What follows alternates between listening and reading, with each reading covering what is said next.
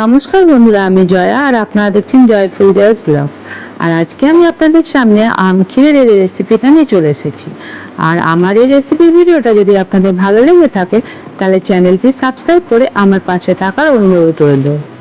এখন দেখুন 3 রকমের ক্ষীর সম্পূর্ণ রেডি। আর আমি এখন তুলসী মহারানীকে দিয়ে দিলাম গোপালের প্রসাদের জন্য। আর এখন আমার কৃষ্ণ প্রসাদও রেডি হয়ে গেছে। দেখতে দেখুন কত সুন্দর লাগছে। এখন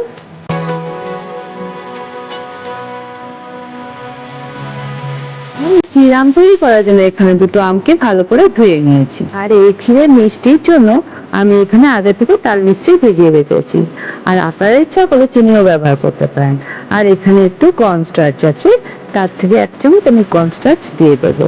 আপনারা এখানে ইচ্ছা করলে আমুল দুধও ব্যবহার করতে পারেন। এগুলো সম্পূর্ণ আপনাদের অপশনাল। এখানে আমি 2 লিটার আমলের লিকুইড দুধকে গ্যাসে জাল দিয়ে 1/2 লিটারে করে নিয়েছি।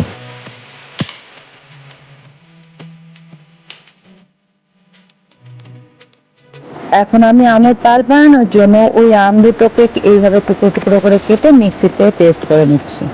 এখন আমি এই আমের পাল্পটা একটা বাটির মধ্যে নিয়ে তার সঙ্গে তাল মিশ্রির রস কিছুটা মিশিয়ে দিয়ে খুব ভালো করে ফেটিয়ে নিলাম।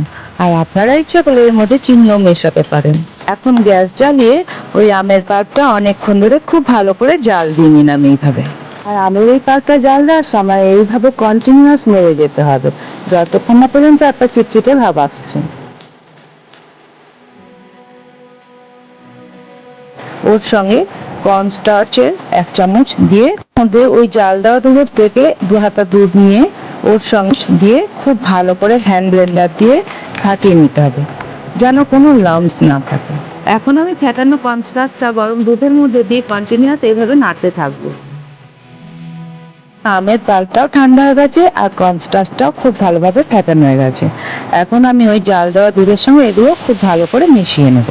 সবকিছু অ্যাড করার পর নাড়তে নাড়তে যখন গাঢ় হয়ে যাবে এবং খুব সুন্দর একটা লুক চলে আসবে তখন গ্যাস অফ করে ঠান্ডা করতে দেব।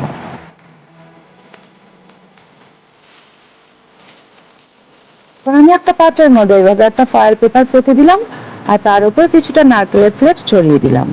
আপনারা ইচ্ছা করলে এখানে বাটার পেপারও ইউজ করতে পারেন। এর মধ্যে আমের ক্ষীরটা ঢেলে দিলাম। এভাবে একটু ট্যাপ করে নিলাম।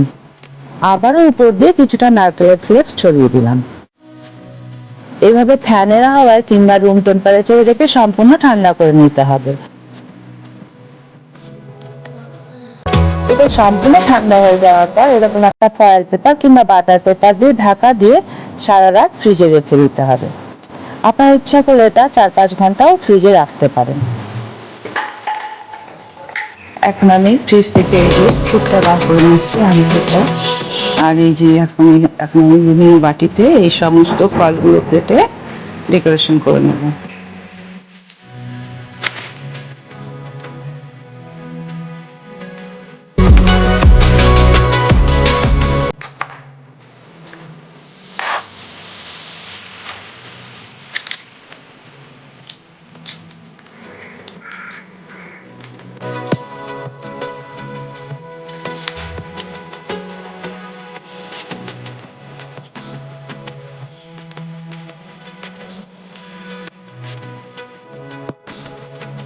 এখন আমি এই যে 3টে ভাঁড় নিয়েছি এখানে এভাবে আমি এখন এই ক্ষীরটা এগুলোর মধ্যে দিয়ে দেবো।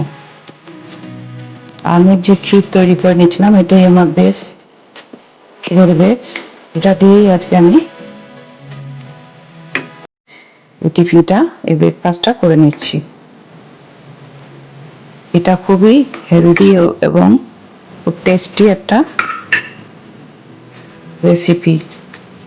আপনারাও বাড়িতে এইভাবে একটু ট্রাই করে দেখবেন। এই ফলগুলো কেটে রেখেছি এগুলো দিয়েই আমি ডেকোরেশন করে নেবো। এখন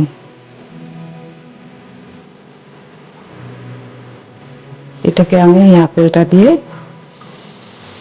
ডেকোরেশন করে নিচ্ছি। আর এটাকে আমি এই যে আঙ্গুর, যে লাল লাল আঙ্গুরগুলো আছে সেই আঙ্গুরগুলো দিয়ে ডেকোরেশন করে নিচ্ছি। আর পোমোগ্রানেটটা আমি সবগুলোর মধ্যে একটু একটু করে ছড়িয়ে দিচ্ছি। এখন দেখুন দেখতে কত সুন্দর লাগছে এগুলো। এখন আমার 3 রকমের ক্ষীরগুলো রেডি সম্পূর্ণ। আর আমি এই দেখুন কি সুন্দর ফল দিয়ে, বিভিন্ন রকম ফল দিয়ে ডেকোরেশন করে নিয়েছি।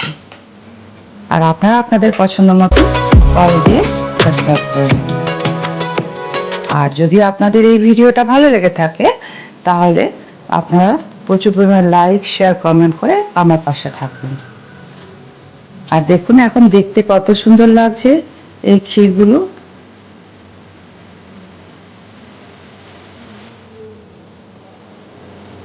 এখন দেখুন 3 রকমের ক্ষীর সম্পূর্ণ রেডি। আর